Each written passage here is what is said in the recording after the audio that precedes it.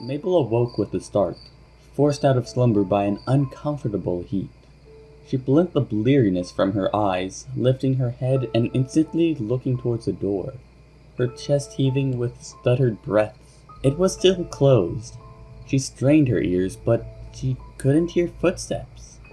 Her breath slowed as she realized the lack of immediate danger, but she still felt uneasy. Something wasn't right. She gently untangled herself from Dipper, frowning at the heat that radiated off his malformed.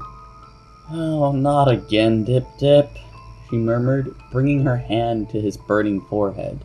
Of all the things Dipper struggled with, it was personal care. With the worries and stresses of their everyday life, he hardly found time to take care of himself. It bit him on the butt more than offered him a chance for other things. It often incapacitated him, but whenever Mabel ranted, he hardly listened.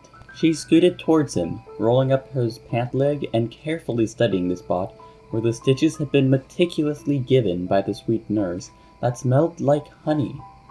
The gauze had gotten dirty, and as Mabel removed it, she felt her stomach drop at the sight of red and inflamed skin. The dirt and stress was a culprit for a fast infection. She needed medicine. Some type of first aid kit would be a miracle. If she didn't help Dipper, he'd be too slow and lethargic to keep up. Their team would fall apart, and they'd agreed to never let that happen at all costs. But this meant venturing downstairs, where Stan Shirley resided. It was a terrifying concept, enough to make her almost back out, but the thought of her brother urged her on.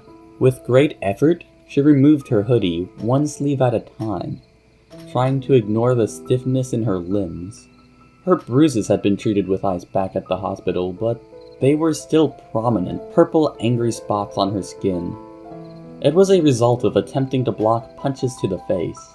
The bruises marred her bare arms, but since the tactic proved efficient, she didn't care. She draped her hoodie over Dipper's form. It was their sign, a silent communication that the person who was gone was alright. It often meant that there wasn't an attack, that the disappearance was due to personal need. Dipper wouldn't be happy if Mabel told him about her whereabouts, but she'd figured a few bluffs wouldn't hurt. Okay. Mabel's arm shook as she pushed herself off the bed.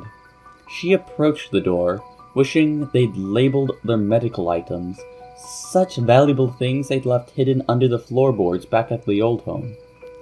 There was nothing else in those duffels beside personal belongings and some stale crackers, which meant she'd need to look downstairs and thoroughly for the right objects. "You've got this, Mabel." She stood, squaring her shoulders and reaching to open the door, just enough for her to slip through.